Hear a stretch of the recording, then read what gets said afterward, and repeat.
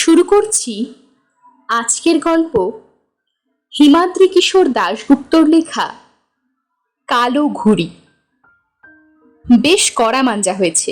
খাদু মল্লিক বলে লোকটা যত বড় ঘুড়িবাজ লোকই হোক না কেন, তার চাপরাশ সে সহজে কাটতে পারবে না। খাটে বসে পাখার বাতাস খেতে খেতে বেশ আত্মতৃপ্তির সঙ্গে কথাগুলো ভাবলেন ফটিকবাবু। নিঝুম দুপুর, বাইরে কোথাও যেন একটা কাক ডাকছে। মাথার উপর পাখার মৃদু ঘর ঘর শব্দ ছাড়া আর কোনো শব্দ নেই ফটিকবাবুর তিনতলার এই ঘরে। হঠাৎ দরজায় মৃদু কড়া নাড়ার শব্দ হলো। ভর দুপুরে কে আবার এলো? কোনো সেলসম্যান নাকি? ফটিকবাবু গিয়ে দরজা খুলতেই এক পাশের সিঁড়ির অন্ধকার থেকে একটা মোলায়েম কণ্ঠস্বর ভেসে এলো। আপনি এবারের নতুন ভাড়াটে বুঝি? অসময়ে একটু বিরক্ত করতে এলাম। ফটিকবাবু দেখলেন সিঁড়ির প্রায় অন্ধকার ঘেঁষে দাঁড়িয়ে আছেন একজন ভদ্রলোক, মাঝ বয়সী, পরনে ধুতি পাঞ্জাবি। তাকে দেখে সেলসম্যান বলে মনে হচ্ছে না। সম্ভবত সিঁড়ি বেয়ে ওপর থেকে নেমে এসে দাঁড়িয়েছেন তিনি। ফটিকবাবু বললেন, আপনাকে তো ঠিক চিনলাম না। ভদ্রলোক দু পা এগিয়ে এসে বললেন, আমার নাম অবিনাশ হালদার। আমি ওই ছাদের কোণার ঘরটাতে থাকি। ছাদে আপনি ঘুড়ির মাঞ্জা দিচ্ছিলেন।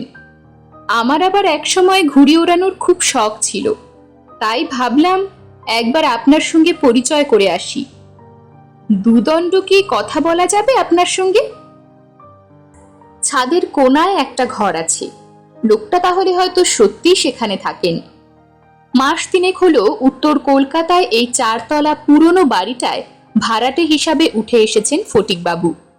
বাড়িটায় অনেক খুপড়ি খুপড়ি ঘর, তবে এখানে যে যার মতো থাকে, কেউ কাউকে বিরক্ত করে না। ফটিকবাবু সকাল 8টাতে অফিসে বেরিয়ে যান, ফেরেন রাত 8টায়। এ বাড়িতে কারোর সঙ্গে পরিচয় নেই তার। বাড়ির মালিক অন্যত্র থাকেন। ফটিকবাবু সেখানে গিয়ে ভাড়া মিটিয়ে আসেন। আগন্তুককে ভদ্রলোক বলেই মনে হচ্ছে, কাজেই ফটিকবাবু তাকে নিজের পরিচয় দিয়ে বললেন, আসুন, ঘরে আসুন। ভদ্রলোক ঘরে ঢুকে একটু জড়সড় হয়ে ফটিকবাবুর মুখোমুখি একটা চেয়ারে বসলেন। লোকটার মুখে কেমন যেন এক বিষণ্ণতার ছাপ আছে। লোকটাকে নিরীহ গোছেরই মনে হলো ফটিকবাবুর। ফটিকবাবু জানতে চাইলেন, আপনার কি করা হয়? ভদ্রলোক বিষণ্ণ হেসে জবাব দিলেন, আগে একটা মার্চেন্ট কোম্পানিতে চাকরি করতাম, এখন কিছুই করি না।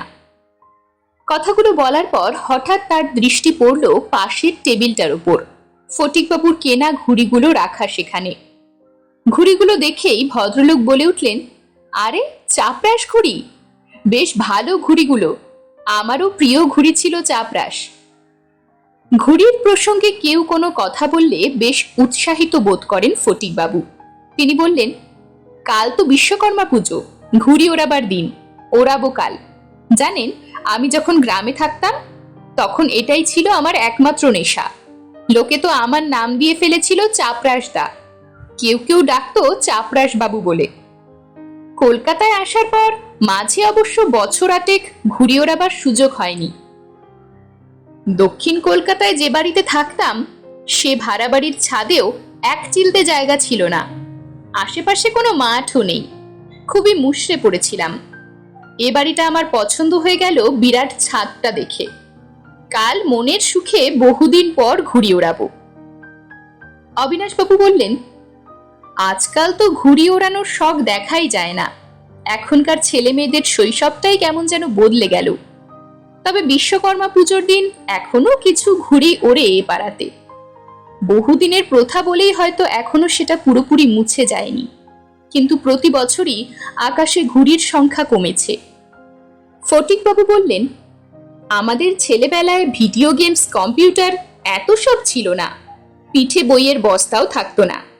অবশ্য মাঠও এখন প্রায় নেই বললেই চলে। ছেলে মেয়েদের আর দোষ কি? অবিনাশবাবু এরপর বললেন, এ পাড়াটা তো খুব পুরনো। ঘুড়ি ওড়ানো একসময় উৎসবের মতো ছিল এখানে। বিশ্বকর্মা পুজোর 1 মাস আগে থেকেই ঘুড়ি ওড়াবার প্রস্তুতি শুরু হয়ে যেত। বিরাট বিরাট ছাদগুলোতে মাঞ্জা দেওয়ার জন্য দখল নেওয়া হতো। কত রকম গোপন ফর্মুলা ছিল সেই সব মাঞ্জার।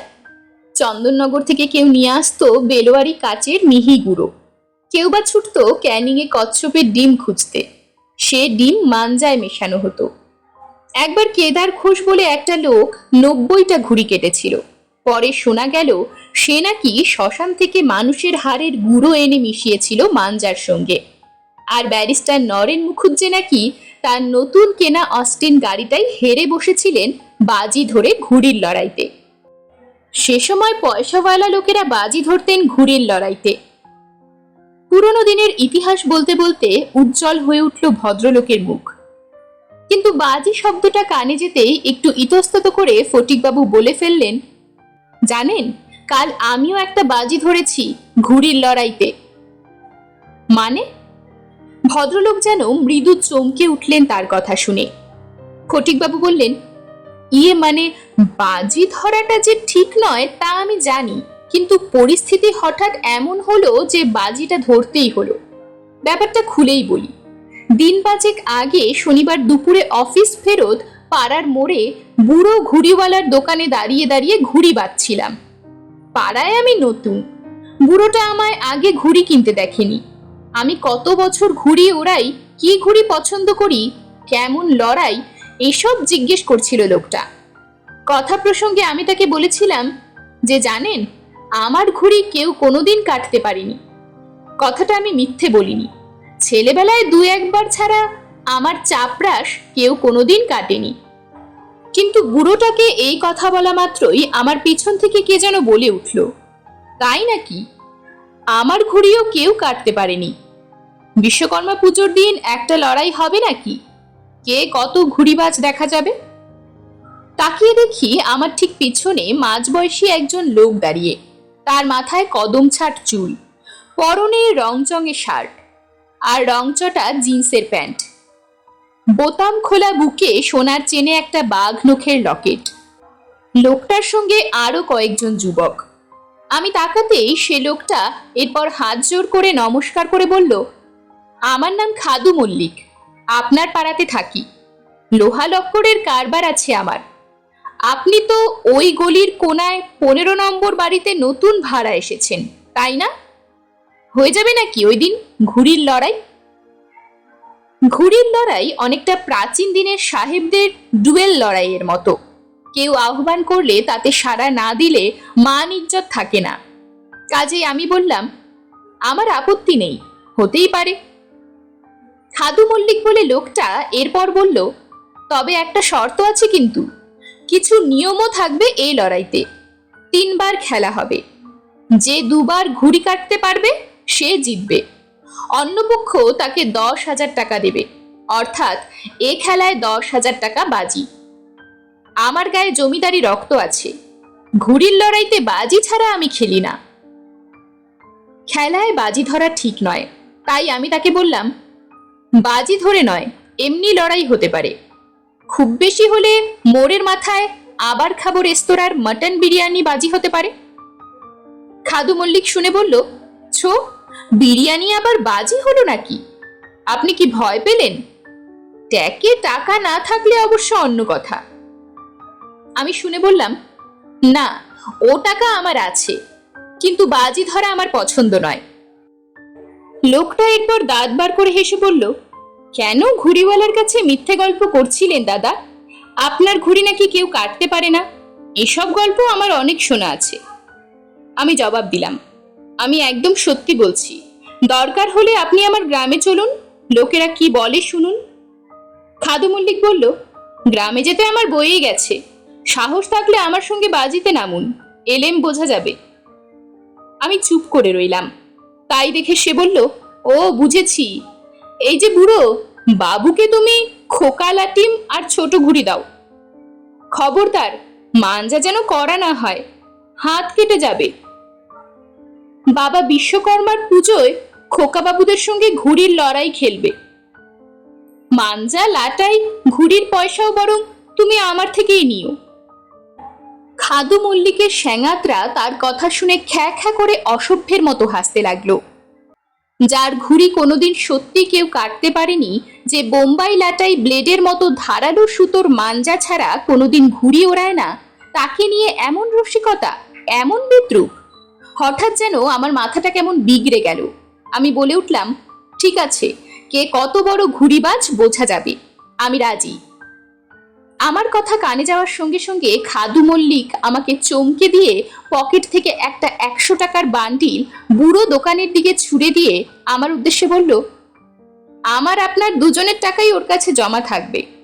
আপনার কাছে এখন টাকা না থাকলে কাল পরশু টাকাটা ওকে দিয়ে যাবেন।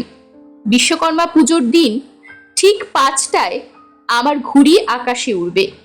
মনে রাখবেন, কালো ঘুড়ি। আর একটা কথা, কথার খেলাপ আমি করি না, আর অন্য কেউ করলেও আমি তা পছন্দ করি না। আমাকে আর কথা বলার সুযোগ না দিয়ে খাদু মল্লিক এরপর দলবল নিয়ে হাঁটতে শুরু করলো। অগত্যা সোমবার অফিস ফেরত আমিও সেই বুড়োটার কাছে 10,000 জমা রেখে এসেছি। তবে আমি নিশ্চিত খাদু মল্লিক আমাকে হারাতে পারবে না।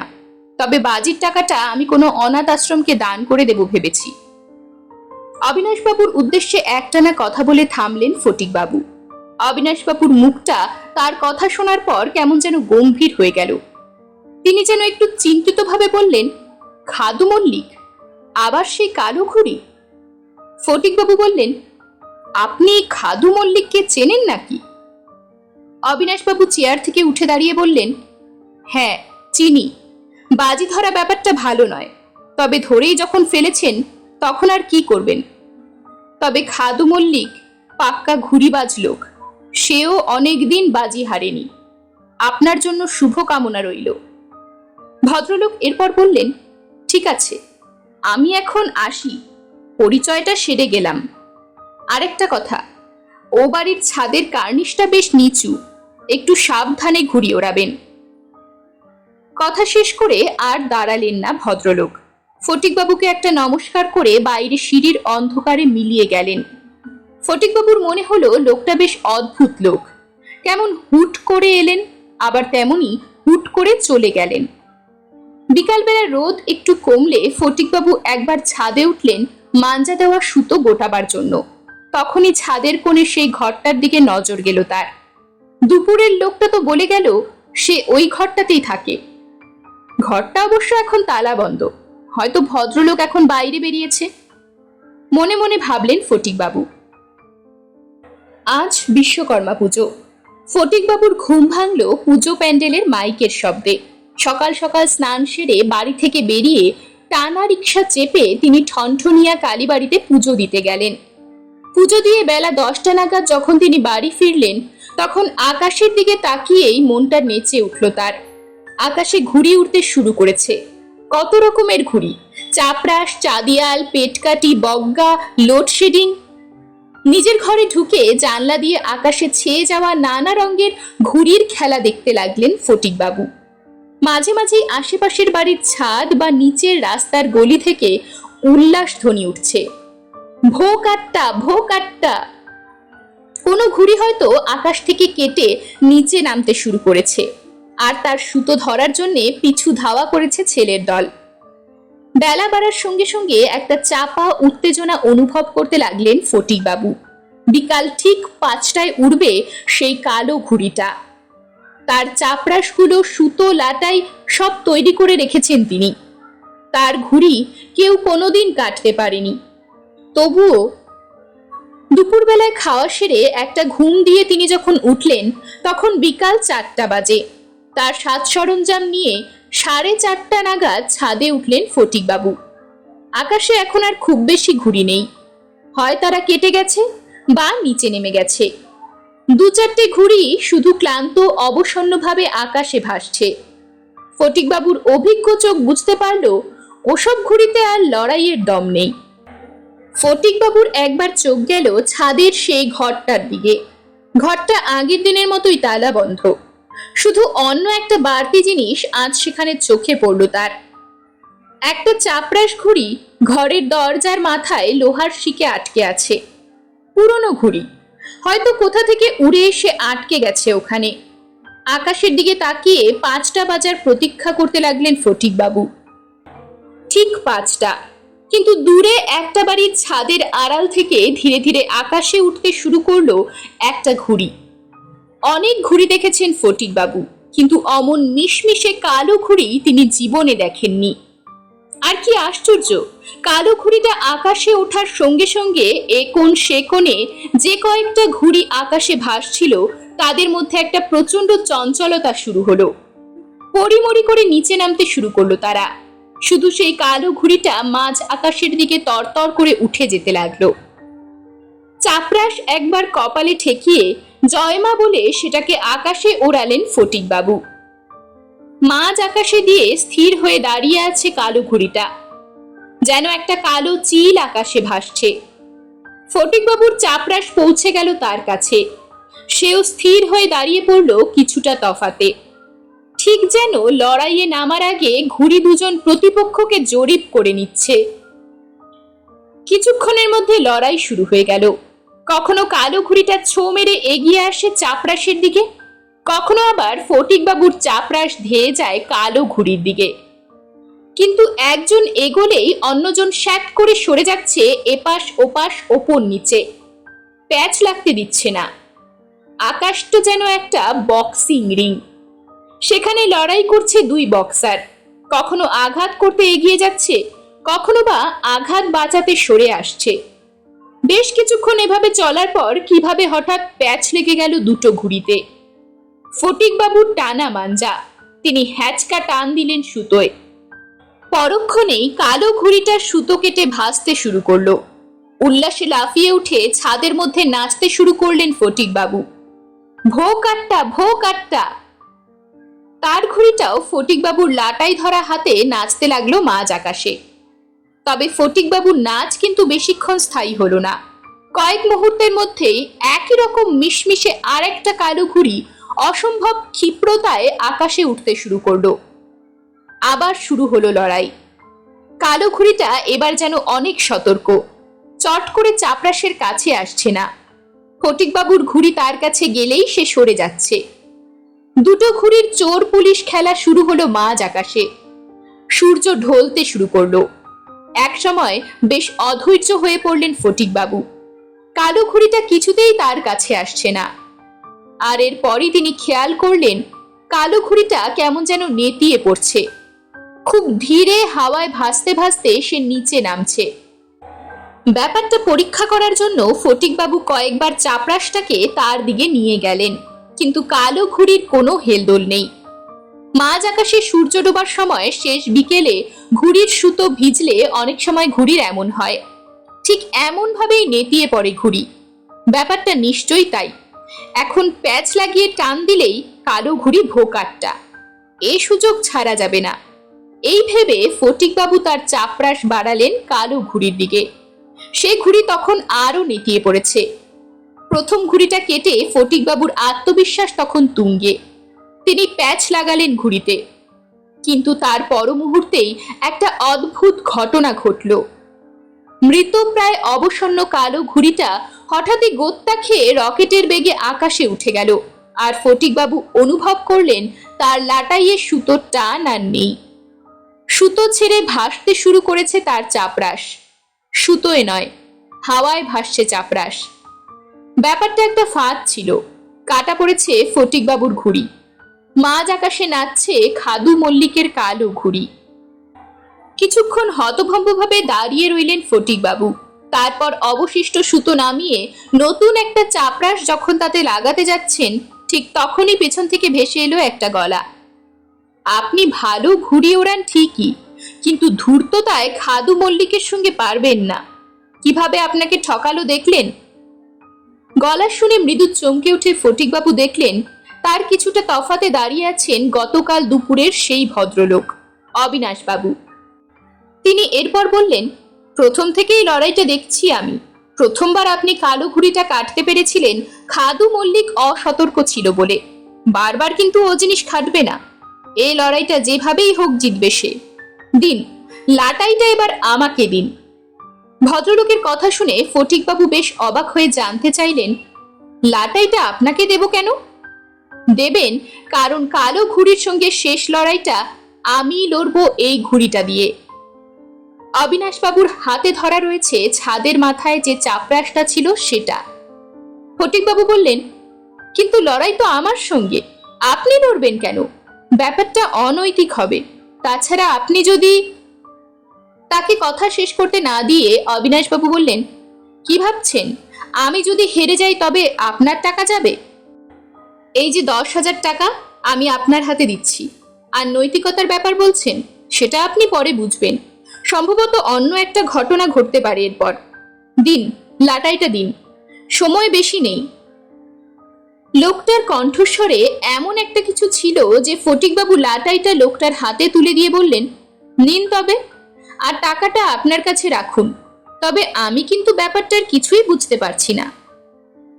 লাটাইটা হাতে নিয়ে সেই পুরনো চাপরাশটা সুতোয় বাঁধতে বাঁধতে ভদ্রলোক মৃদু হেসে বললেন, বুঝতে পারবেন, আপনি এখন আমার ওই ছাদের ঘরের আড়ালে গিয়ে দাঁড়ান। কোনো পরিস্থিতিতেই আমি যতক্ষণ না বলবো বাইরে বেরোবেন না। আপনি নিশ্চিন্তে থাকুন, খাদু মল্লিকের প্যাচ এবার আমি কাটবই। ভদ্রলোকের কথা শুনে কিছুটা বিস্মিতভাবেই তার নির্দেশ মতো সেই ঘরটার আড়ালে গিয়ে দাঁড়ালেন ফটিকবাবু। অবিনাশবাবু যখন ঘুড়ি ওড়ালেন তখন সূর্য ঢলে পড়েছে। ওপরে উঠতে লাগলো তার ঘুড়ি। যেভাবে তিনি লাটাই ধরে সুতো ছাড়তে লাগলেন তা দেখেই ফটিকবাবু বুঝে গেলেন এই লোকটাও পাকা ঘুড়িবাজ। কালো ঘুড়ির কাছে পৌঁছে গেল অবিনাশবাবুর চাপরাশ। স্থির হয়ে দাঁড়িয়ে আছে কালো ঘুড়ি। অবিনাশবাবুর ঘুড়িটাও স্থির হলো। এরপর বেশ কয়েকবার ঘুড়ি দুটো নিজেদের নিরাপদ এলাকাতে গোত্তা খেলো ঠিকই, কিন্তু আবার নিজের জায়গাতে স্থির হয়ে দাঁড়িয়ে পড়ল। মিনিটের পর মিনিট কেটে যাচ্ছে, কিন্তু দুটো ঘুড়ি একদম স্থির। কেউ যেন আকাশের গায়ে আঠা দিয়ে আটকে রেখেছে ঘুড়ি দুটোকে। ঘরটার আড়াল থেকে ফটিকবাবু বুঝে উঠতে পারলেন না কি করতে চলেছে দুই ঘুড়িবাজ। অবিনাশবাবু তার দিকে পিছন ফিরে ছাদের আলসের ধারে লাটাই ধরে পাথরের মূর্তির মতন দাঁড়িয়ে আছেন। এদিকে অন্ধকার নামতে চলেছে। এক সময় বেশ অধৈর্য হয়ে ফটিকবাবু ঘরটার আড়াল থেকে বাইরে বেরুতে যাচ্ছিলেন। ঠিক সেই সময় হঠাৎ একটা অদ্ভুত ব্যাপার চোখে পড়ল তার। ছাদের কোনায় কার্নিশ বেয়ে বিড়ালের মতো নিঃশব্দে ছাদে উঠে এলো একজন লোক। তাকে দেখেই চমকে উঠলেন ফটিকবাবু। আরে, এ যে খাদু মল্লিক! তাহলে আকাশে কালো ঘুড়িটা ওড়াচ্ছে কে? ছাদের চারিদিকে একবার তাকিয়ে নিয়ে খাদু মল্লিক 2 হাত সামনে বাড়িয়ে এরপর পা টিপে টিপে এগোতে লাগলেন ছাদের কিনারে দাঁড়িয়ে থাকা অবিনাশবাবুর দিকে। অবিনাশবাবু পাথরের মূর্তির মতো আকাশের দিকে তাকিয়ে আছেন। খাদু মল্লিকের চোখ দুটো জ্বলছে, ঠোঁটের কোণে ফুটে উঠেছে এক জান্তব হাসি। অবিনাশবাবুকে লক্ষ্য করে এগোচ্ছেন তিনি। আর মাত্র কয়েকটা পা, তাহলেই খাদু মল্লিক ছুঁয়ে ফেলবে অবিনাশবাবুকে। ঠিক সেই সময় অবিনাশবাবু ঘুরে দাঁড়ালেন। তার মুখেও ফুটে উঠেছে এক দুর্বোধ্য হাসি। তিনি খাদু মল্লিকের উদ্দেশ্যে বললেন, তুমি আসবে আমি জানতাম, এসো, আমাকে ধাক্কা দাও, এই তো ছাদের কিনারে দাঁড়িয়ে আছি আমি, এসো এসো। ক্রমশ চওড়া হচ্ছে অবিনাশবাবুর হাসি। খাদু মল্লিকের ঠোঁটের হাসিটা মুছে গেল। প্রথমে বিস্ময়, তারপর লোকটার মুখমণ্ডলে ফুটে উঠল প্রচন্ড আতঙ্কের ছাপ। হাত দুটো আপনা থেকেই যেন গুটিয়ে গেল বুকের কাছে। যেন ভয়ঙ্কর কোনো আতঙ্কে চিৎকার করে উঠে খাদু মল্লিক দড়াম করে পড়ে গেল ছাদে। এরপর মুহূর্তেই আকাশের দিকে চোখ রেখে অবিনাশবাবু হাতের লাটাই নাড়তে শুরু করলেন। তার চাপরাশ বাজ পাখির মতো ধেয়ে কালো ঘুড়ির দিকে গেল। তাকে পালাবার কোনো সুযোগ না দিয়ে প্যাচ লাগিয়ে লাটাইতে একটা হ্যাচকা টান দিলেন তিনি। কেটে গেল খাদু মল্লিকের কালো ঘুড়ি। আশপাশ থেকে শোরগোল শোনা গেল, ভোগ আটটা। অর্থাৎ আড়াল থেকে এ লড়াই অনেকেই এতক্ষণ দেখছিল। ধীরে সুস্থে তার চাপরাশটাকে নিচে নামালেন। ঠিক এই সময় ঝুপ করে সন্ধ্যা নামলো। ছাদের উপর চিত হয়ে পড়ে আছে খাদু মল্লিক। তার চোখ বন্ধ, মুখ দিয়ে একটা গো গো শব্দ বেরোচ্ছে, ঠোঁটের কষ বেয়ে চুইয়ে পড়ছে গ্যাজলা। প্রচন্ড আতঙ্কে বাহ্যজ্ঞান লোপ পেয়েছে খাদু মল্লিকের। মাটিতে পড়ে থাকা খাদু মল্লিকের সামনে দাঁড়িয়ে ফটিকবাবু আর অবিনাশবাবু। অবিনাশবাবুর মুখে স্পষ্ট হাসির রেখা। তিনি তাকিয়ে আছেন মাটিতে পড়ে থাকা খাদু মল্লিকের দিকে। হতবাক ফটিকবাবু অবিনাশবাবুর উদ্দেশ্যে বললেন, ব্যাপারটা কি? আমি তো কিছুই বুঝতে পারছি না। অবিনাশবাবু বললেন, ও ছাদে উঠেছিল আপনাকে ধাক্কা দিয়ে ফেলে দিয়ে বাজিটা জেতার জন্য। ও এ তল্লাটের নাম করা গুন্ডা। শেষ ঘুড়িটা ওর কোনো স্যাঙাতের হাতে দিয়ে এখানে এসেছিল। তারপর আপনাকে দেখে ওর এ অবস্থা হলো কেন? অবিনাশবাবু কয়েক মুহূর্ত চুপ করে থেকে ঘুড়ির লাটাই ফটিকবাবুর হাতে ধরিয়ে দিয়ে বললেন, 5 বছর আগে এই বিশ্বকর্মা পুজোর বিকেলে এই ঘুড়িটা দিয়েই ওর সঙ্গে শেষ লড়াই হওয়ার কথা ছিল আমার। ওর বাজির ফাঁদে পড়ে গিয়েছিলাম আমি। 20,000 টাকা বাজি, একই রকম বিকাল, একই ঘটনা। প্রথমে আমি ওর ঘুড়ি কাটলাম, তারপর ও আমার। ছাদের কিনারে দাঁড়িয়ে আমি যখন এই দ্বিতীয় ঘুড়িতে সুতো বাঁধতে যাচ্ছি, তখন পিছন থেকে ছাদে উঠে এসেছিল খাদু মল্লিক। আমি ওর উপস্থিতি টের পাইনি। আর তারপর থেমে গেলেন অবিনাশবাবু। তারপর কি? ব্যগ্রভাবে জানতে চাইলেন ফটিকবাবু। ফটিকবাবুর চোখের দিকে তাকিয়ে শান্ত স্বরে অবিনাশবাবু বললেন, তারপর আবার কি? এই গুন্ডা খাদু মল্লিক আমাকে পেছন থেকে ধাক্কা মেরে 4 তলার ছাদ থেকে নিচে ফেলে দিল। ঘুড়ি ওড়াতে গিয়ে ছাদের কার্নিশ থেকে পা পিছলে দুর্ঘটনায় কারোর মৃত্যু অস্বাভাবিক নয়। এই ছাদ থেকে একটা ঘুড়ি উড়ল, তার কোনো স্যাঙাত কালো ঘুড়ি দিয়ে সেটা কাটল। সবাই দেখল বাজি জিতেছে খাদু মল্লিক। তার কথা শেষ হওয়ার সঙ্গে সঙ্গে ফটিকবাবু নিজের মনেই একবার বললেন, 4 তলার ছাদ থেকে নিচে ফেলে দিয়েছিল। আর এরপরই ফটিকবাবুর কাছে স্পষ্ট হয়ে গেল কেন খুনে গুন্ডা খাদু মল্লিকের মতো লোকও ভয়ে অজ্ঞান হয়ে গেল। ব্যাপারটা বুঝে উঠতেই একটা হিমেল স্রোত যেন ফটিকবাবুর পিঠ বেয়ে নামতে শুরু করলো। তার সামনে এ কে দাঁড়িয়ে আছে? ফটিকবাবুর হাত থেকে ঘুড়ি লাটাই খসে পড়ল। স্থানুর মতো দাঁড়িয়ে রইলেন তিনি। অন্ধকার গাঢ় হচ্ছে। এবার যেন কেমন একটা অস্পষ্ট মনে হচ্ছে অবিনাশবাবুর অবয়বটা। ফটিকবাবুর উদ্দেশ্যে তিনি বললেন, ঘুড়িটা আপনি ভালো ওড়ান ঠিকই, কিন্তু খোলা ছাদে একটু সাবধানে ওড়াবেন। এই বলে ধীরে ধীরে অবিনাশবাবু অন্ধকারে মিলিয়ে গেলেন। এরকমই আরো সব গল্প পেতে চ্যানেলটিকে সাবস্ক্রাইব করে দেবেন। আর গল্পটি যদি ভালো লেগে থাকে তাহলে লাইক, শেয়ার আর কমেন্ট করে দেবেন।